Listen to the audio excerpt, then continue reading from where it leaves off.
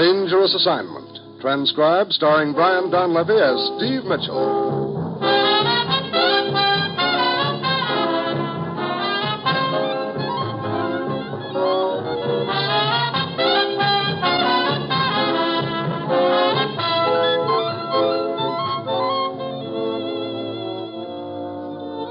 Yeah, danger is my assignment. I get sent to a lot of places I can't even pronounce. They all spell the same thing, though, trouble. But when I walk into the commissioner's office, I don't realize that this assignment's going to show that sometimes the only way you can win is to let the whole deal go up in smoke.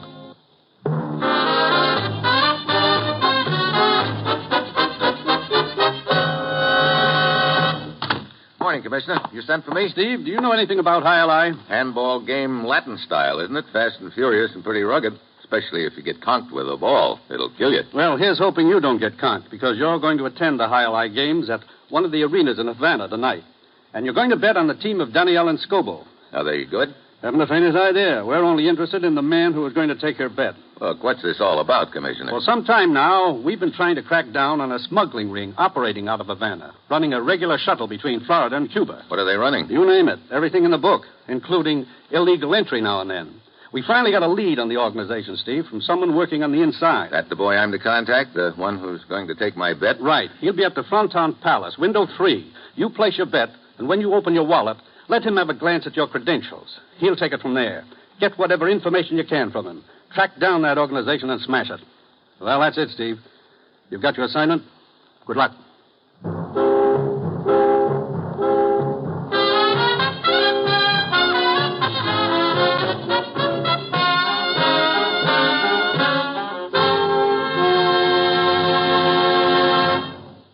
The National Broadcasting Company is presenting Dangerous Assignment, starring Brian Donlevy in the role of Steve Mitchell, colorful, two-fisted government agent. At all those places of the world where danger and intrigue walk hand in hand, there you will find Steve Mitchell on another Dangerous Assignment. A sufficient supply of blood and blood plasma to save the lives of our wounded soldiers in Korea continues to be of the utmost importance. Now, the reserve is still at a critically low ebb. And to give our wounded GIs the blood they must have to save their lives and speed recovery, a minimum of 300,000 pints a month is absolutely essential. Whole blood and blood plasma are the one treatment for which medical skill cannot provide a substitute. There is no sensation at all to the donor except the good feeling of knowing some wounded soldier will be thankful all his life for what the blood donor is giving. So remember, make an appointment at once with your nearest Red Cross blood center.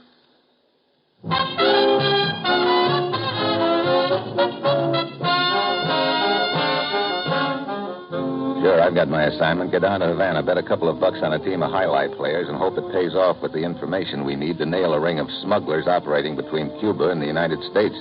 It's late afternoon when my plane sets down in Havana. I check in at my hotel, and that night I wander over to the Fronton Palace, a large indoor arena used for highlight games. Their teams on the floor are going at it hot and heavy, and the crowd is building steam. I watch them for a while, and then I ease over to the window number 3 to place my bet. Si, senor.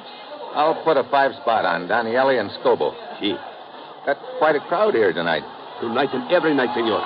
Highlight is a very popular sport in Havana. Here you are. Thanks. Here's your 5. Gracias, senor. There is an alley in back of the building. I will be waiting in my car. Half an hour, Senor Mitchell. I'll be there.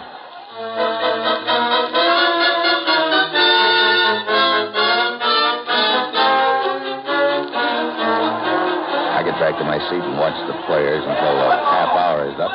Then I ease around to the alley in the back. Spot the ticket seller sitting in a parked car close by.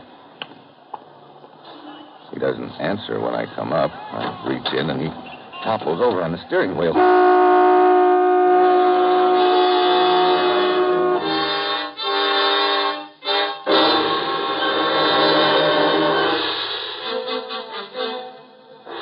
Unmarried. He has worked at the Fronton for the past 2 years. And Francisco Rodas, no police record. That's all we have on the dead man, huh, Lieutenant? Unfortunately, yes. You say he was involved with the smuggling ring, Senor Mitchell? So we were led to believe he was going to fill us in on it. Only somebody with a knife got to him first. Someone obviously from the organization. They must have known he was going to talk. Yeah. Where was Rhoda staying? According to his identification card, 36 Paseo de Baracoa. Let's go over and shake it down.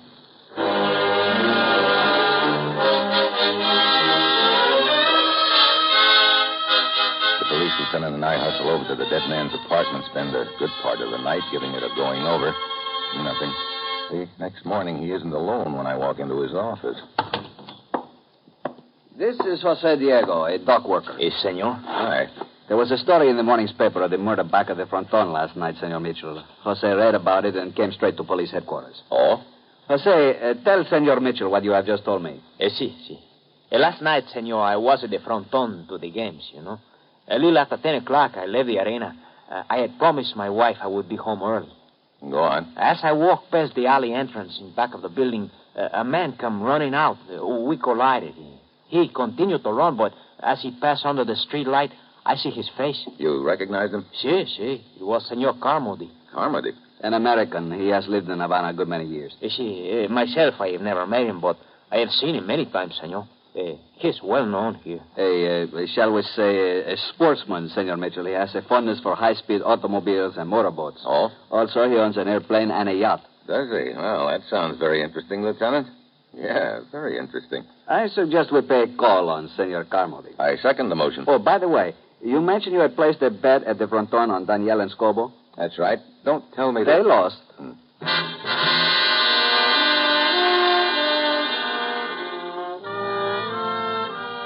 Carmody's place is a low, rambling ranch house at the edge of town. He greets us at the door wearing a black silk dressing gown and a white muffler.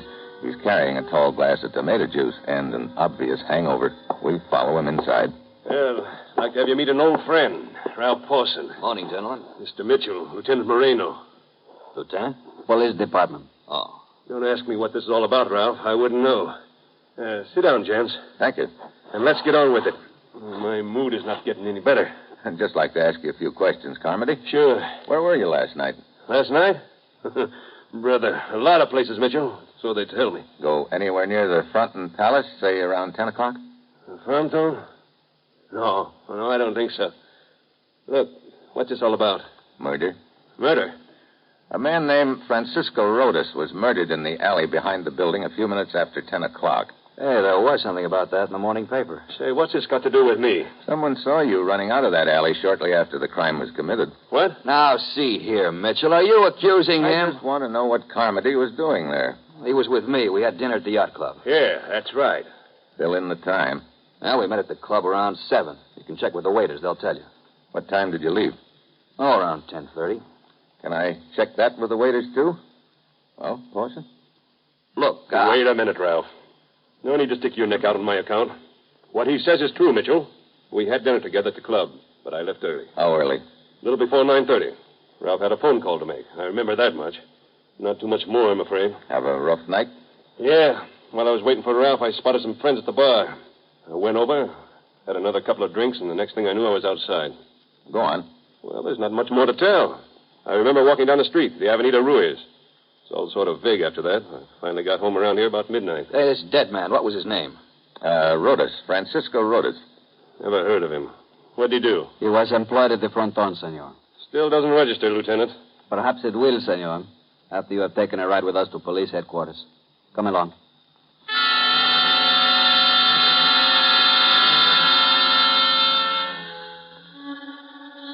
We take Carmody down to the brig. The witness, Jose Diego, positively identifies Carmody as the man he saw running away from the scene of the crime, and the local law books Carmody on suspicion of murder. A few minutes later, friend Pawson shows up with a lawyer in tow. The lawyer goes in to see Carmody, and Pawson tags after me as I walk out of police headquarters. I spend the next couple of hours with him as he fills me in on Carmody, and the rest of the afternoon checking on names and addresses he's given me. It all adds up to a big nothing. Late in the day, I wind up on the Avenida Ruiz near the yacht club. I've got a copy of the morning newspaper with me, Carmody's picture on the front page. I show it around, peddlers, shopkeepers, bartenders. No one remembers seeing Carmody last night until I run into a cab driver several blocks down the street. This one, senor. Oh, si, I remember him. Oh, boy. $10 American he gave me. You sure this is the man? Si. Could I forget $10? Where did you pick him up? Right here in this corner. What time? Oh, was early, I think. How early? Just early. 9:30 or so? Si, it's possible 9:30. Where did you take him? To the Fronton Palace? Fronton? No, senor, no. I drive him to Sebastian's casino. It's on the other side of town. Oh.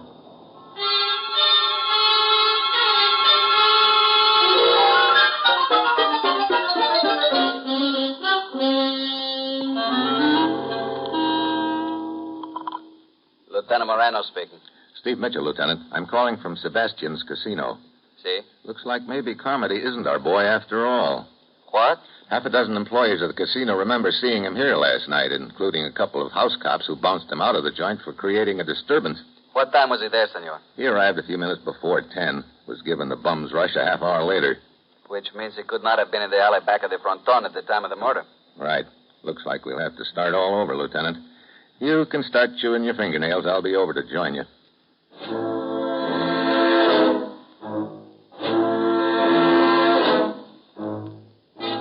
I hurry out of the casino, start down the narrow street, but I don't get very far. A car suddenly pulls away from the curb across the way. I duck, but not fast enough.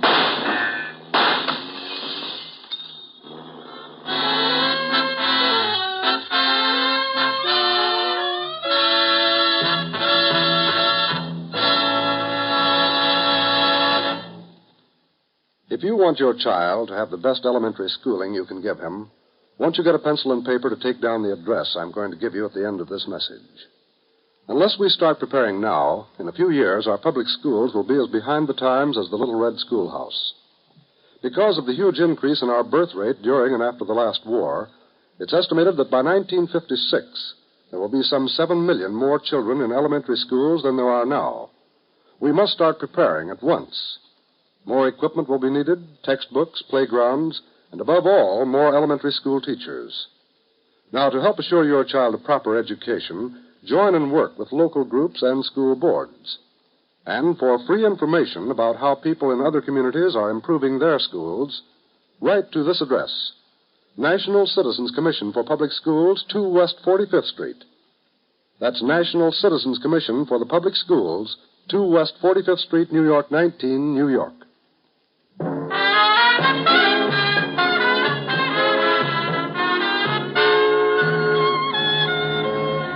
Now, back to Dangerous Assignment and Brian Donlevy as Steve Mitchell.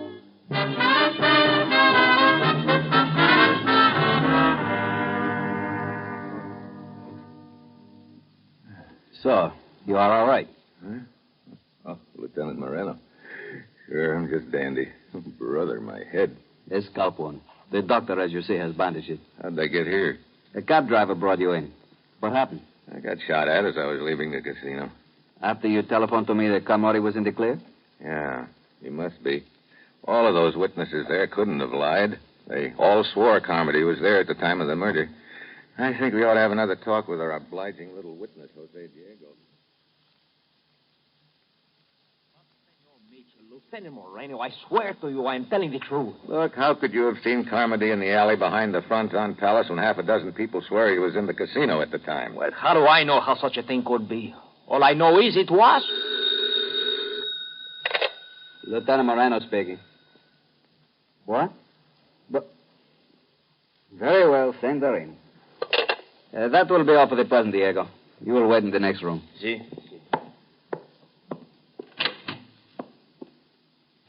What now? An American woman, a Senora Henderson, insists on seeing me. She says it has to do with the matter we are investigating. Oh? Come in. Lieutenant Moreno? Yes? May I present Senor Mitchell? How do you do? Mrs. Henderson? What can I do for you, Senora? I'll be brief. My name is Barbara Henderson. I'm from Miami. I arrived here in Havana 2 weeks ago looking for my husband. Oh? You see, he left me during the war. His name was Jim Henderson. We were married in Baltimore in January of 1944. I see. And you have reason to believe your husband is now here in Havana? Yesterday, I found out without a doubt that he's here. Look, Mrs. Henderson, this is all very interesting, but I don't quite see what it has to do with the case we're investigating right now. Just this. See this picture in the newspaper? The man you're holding here is a suspect? Sure. His name is Carmody. No, you're wrong, Mr. Mitchell. That's my husband, Jim Henderson.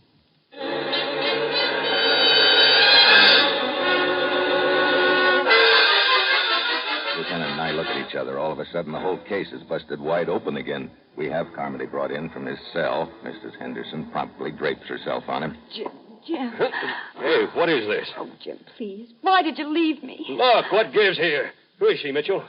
Mrs. Henderson. And she says you're Mr. Henderson. What? Jim, don't do this to me. Look, I've never seen this dame before in my life. Why, you... Hey! He's lying, Lieutenant. He is Jim Henderson. We were married in Baltimore in January 1944, and he deserted me. Guess again. I was in the Army in Europe in January 1944. I could have married this babe in Baltimore. You were in the Army, huh? I sure was. You can check that, Mitchell. Don't worry, Carmody. I will.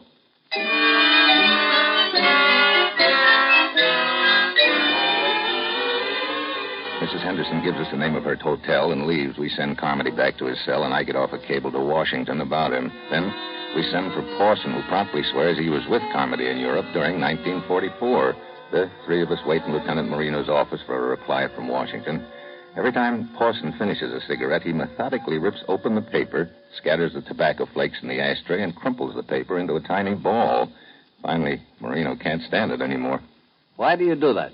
Nerves? That's Army, isn't it, Pawson? Yeah. If you ever had a police at camp yard, you'd know why, Marino. The tobacco flakes mingle with the dust, and the crumpled up paper is a lot less noticeable than a cigarette butt on the ground. Very sensible. Yeah, Carmody taught me that when we were in together. Hey, look, when are you guys going to lay off him? I told you we were in Europe together. How could he have married that woman? How could he have anything to do with any of this? Come in. Ah, the answer to your cable, Mitchell. Yeah. Well? Carmody was in Europe in January of 1944. Yeah, now are you satisfied? Yeah. Look, it's pretty obvious to me that this guy Henderson is the one you really want. Looks that way. Come on, Lieutenant. Let's check with Mrs. Henderson again, see if she can give us any further information on her husband.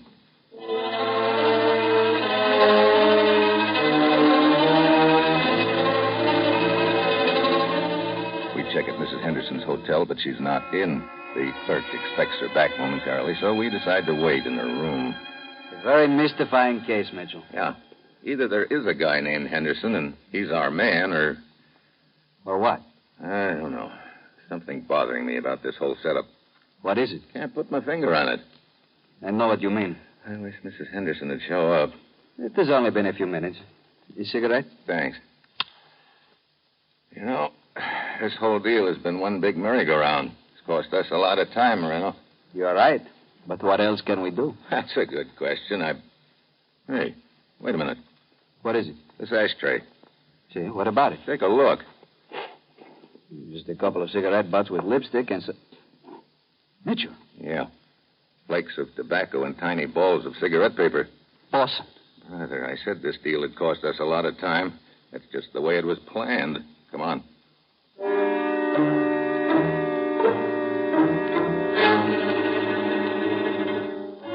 We head for Pawson's apartment. He's not there. We do a fast checkup on him and uncover a couple of very interesting facts, one of which sends us hightailing down to the waterfront. This is the place, Mitchell. Yeah. Pawson's lawyer said he owned that little cluster of fishing boats out there at the pier. Five will get you 10 that he's on one of them right now, getting ready to shove off. You take one side, I will take the other. We split up. I work my way along the row of boats. They're all dark except for small deck lights. Then suddenly I spot somebody climbing aboard one of them. It's Mrs. Henderson. I slip aboard and grab her. Mitchell! But just then something hard connects with the back of my head. I go to my knees. Sorry, Mitchell. I've been standing out here on deck in the dark for several minutes waiting for Barbara. You know, Pawson, you're giving this head of mine a pretty rough go. First you crease it with a slug, then you massage it with a gun butt. Like I say, I'm sorry. All right, lean against the rail. You'll be okay. Yeah, thanks. I guess I will. You've been leading Marino and me a merry chase in the deal. First you hire Jose Diego to swear that he saw Carmody near the scene of Rhoda's murder. We find out that he couldn't have been. Then you hire your pal Barbara here to pose as Mrs. Henderson with a phony story about her husband. Sounds to me like you've been working for time. Right. 48 hours of it, to be exact. It's taken me that long to convert my Havana holdings to cash. Sure, I could have taken a powder right after I killed Rhodas, but I had to leave broke. This way, I'm carrying about $100,000 with me. Heading the smuggling ring must have been profitable. Oh, yes. You see, Mitchell, if I hadn't given you a bum steer right off the bat, you'd have probably concentrated more on the victim's background. You'd have discovered he used to work for me in the fishing fleet here. It probably would have gotten you interested in me right off the bat. I had to stall that off until I got my money. Oh, you did a pretty neat job of it, too. If it hadn't been for those crumpled cigarette papers in Barbara's room, I might never have tumbled. Oh, so that was it, huh? Oh, very careless of me. What are you waiting for, Parson? Kill him. Not here. It's too noisy. You're coming out with us on the boat, Mitchell. Oh, bully for me. Okay, let's get started. Hardly. I doubt if you came down here alone, Mitchell. Your friend Marino must be around. If we start the boat now, he'll flash a warning to the harbor patrol. So we'll just stand here in the dark, nice and quiet, until he comes along. And we'll take care of him first. Really, senor? What? Watch out, Marino. I've got him. Oh! Sorry, Barbara, old girl, but you're not leaving. Let go. Oh, relax. You okay, Lieutenant? Yes, his shot was quite wild. And before I could return it, you had taken care of him quite effectively. Well, I sort of felt I owed him that. How'd Marina know you were on this boat, Mitchell? His signal told me. Signal? Sure. Boston gave the idea when he told me to lean on the rail. See that little black deck light beside it? I was passing my hand back and forth in front of it while I was talking to Forson. My body screamed it from you. I figured the flashing light would bring Marino. Which you did, in the nick of time. Yeah, I guess you might say you finally saw the light, huh?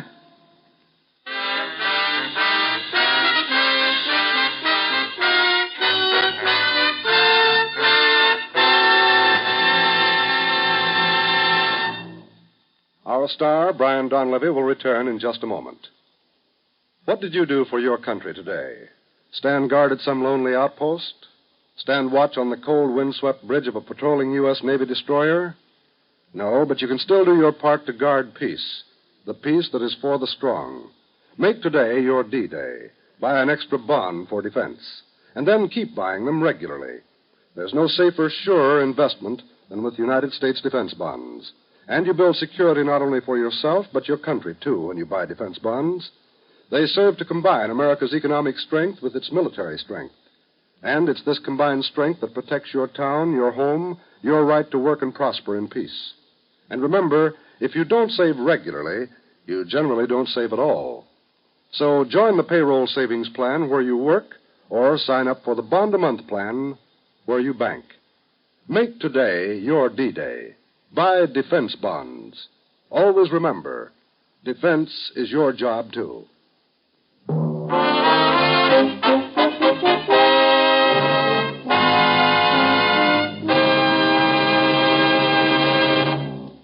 Next week, Turkey. I nominate myself for a slab in the morgue. And that will be Steve Mitchell's dangerous assignment next week.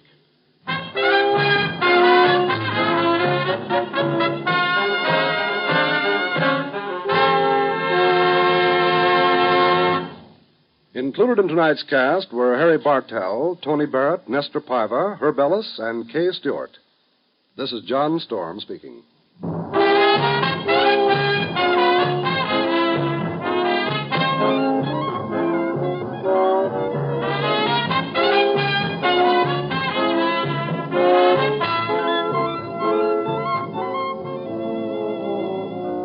Dangerous Assignment, starring Brian Donlevy in the role of Steve Mitchell, with Herb Butterfield as the commissioner, is written by Bob Reif and Adrian Jandot and is produced and directed by Bill Karn. Be with us again next week at this same time when Brian Donlevy, starring in the role of Steve Mitchell, will embark on another transcribed Dangerous Assignment.